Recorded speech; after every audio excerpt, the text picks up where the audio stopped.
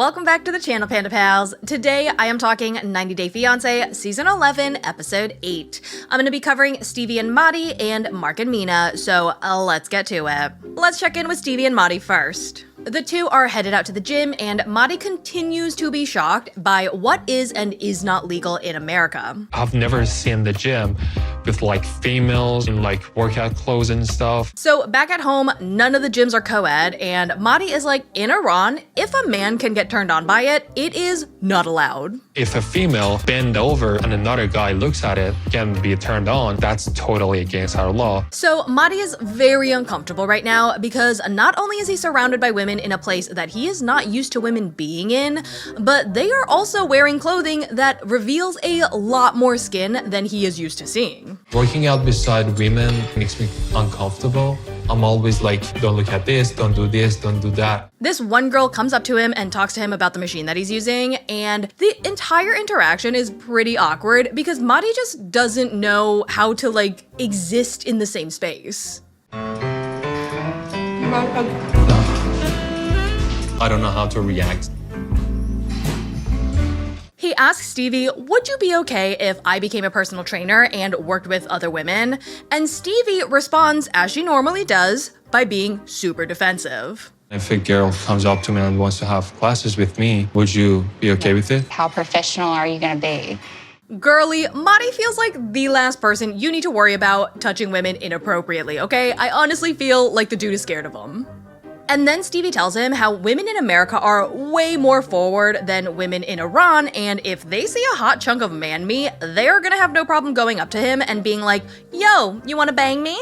What would be the first thing you should say if somebody asks you that kind of question? I'm married. That's a good start. The way that Stevi talks to Mahdi, you would think that she's already caught him cheating on her multiple times in the past. Like, I don't really understand why the conversation wasn't just, hey babe, would you be okay if I started training women? Sure, but if they hit on you, you better tell them to kick rocks because I am your wife. Duh. You see how easy that was? Anyway, the conversation somehow gets worse.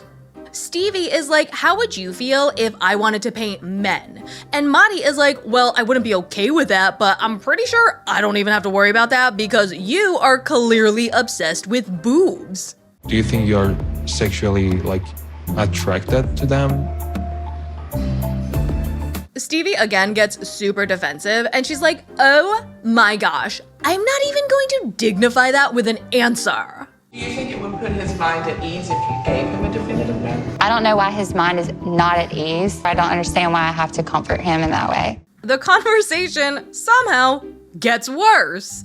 Mahdi is like, well, you just gave me the wrong answer. And Stevi is like, well, that is the answer you're getting, so I guess this conversation is over. You don't I'm see not that? gonna give you any answer that I think you're wanting, so we should just end the conversation. All right. Okay. Mahdi tells us he's not gonna marry her if there is even a 0.0000001% chance that Stevi is into women because he is afraid that this means she's going to leave him. Say we get married and after that she says, this is not enough for me. What if I get like faded away? I've always kind of found this argument to be a little weird because yes, there is a chance that that could happen, but she could also just leave you for another man. Back home, Stevi tries to right the ship by setting up a cute little date night. I want Maddie to feel at home with me. I know you've been kind of homesick, so I wanted to bring you home for date night. Aw, that's so sweet. I wonder what cute romantic thing she has planned to make Mahdi feel more at home in America. And I'm gonna paint your nude portrait right here, okay? So I just need you to Seriously? get naked. Yeah, so just get naked, I'm gonna paint you right here.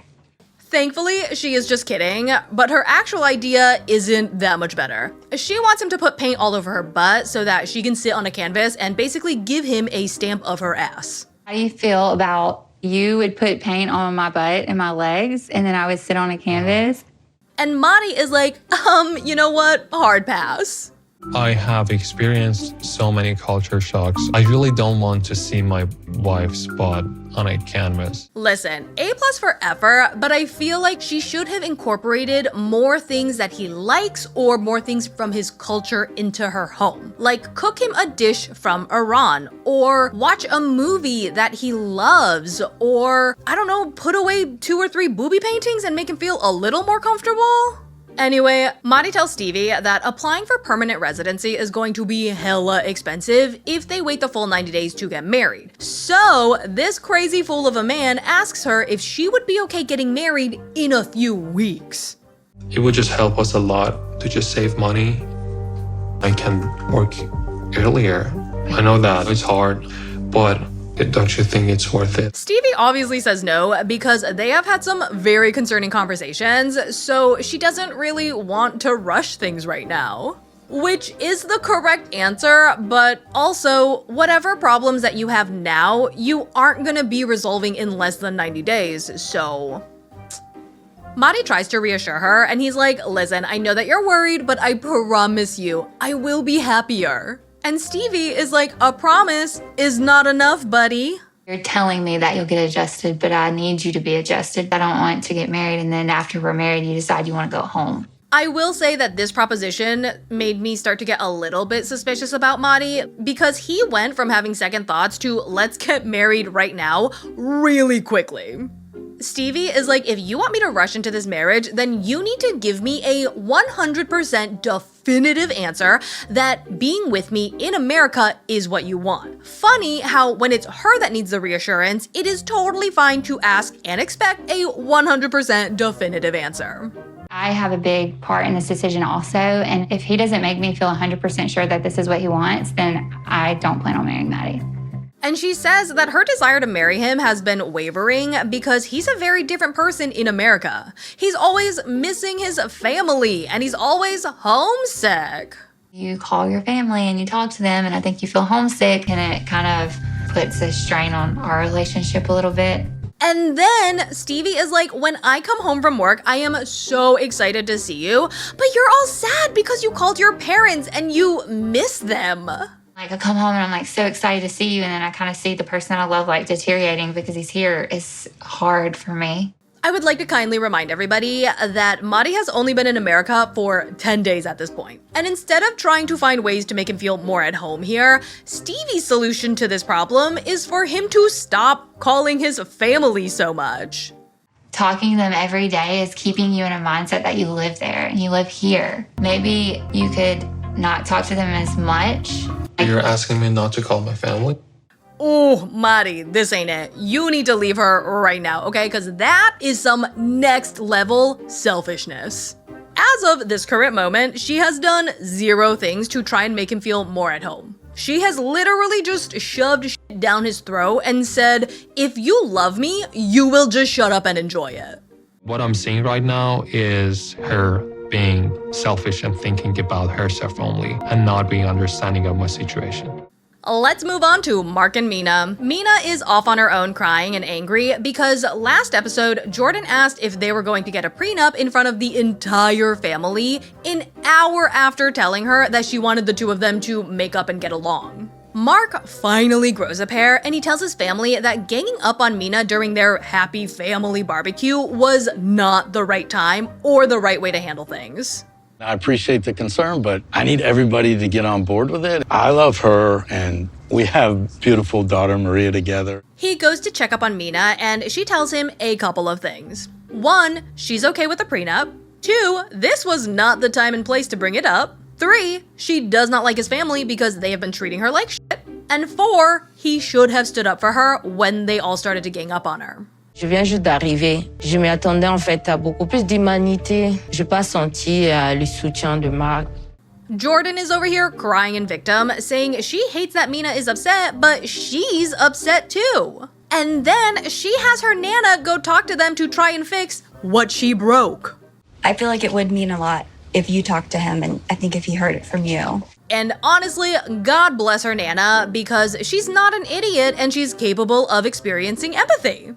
She comes all the way here, has to leave Clayton at home, her and her baby, and then feeling like the new family is ganging up on her. So Nana apologizes and she asks Mina if she would be open to talking to Jordan. And to us, Mina is like, ugh, Jordan is a two-faced bitch and she can honestly stay over there talking to herself. But to Nana, she is like, yes, of course, I will talk to Jordan. Nana has a really good angle on it, better than me. I don't even want to talk anymore. We've talked about I feel it. like I should talk to her anyways. Jordan heads on over and she's like, Mina, you hurt my feelings because you called me a snake, and you should really say that you're sorry. I don't know what you meant by that, but I think it would mean a lot to me if I got an apology for it. Mina is definitely shocked right now, but she does say sorry, and Jordan kind of holds her apology until Mina re-invites her back to the wedding. Is Jordan invited to the wedding? Yes, of course. I'm sorry if I upset you or offended you in any way, too. Mina is like, Jordan did apologize, but let's be honest, we all know she did not mean that. And yeah, she did not mean it because she didn't even give her a real apology.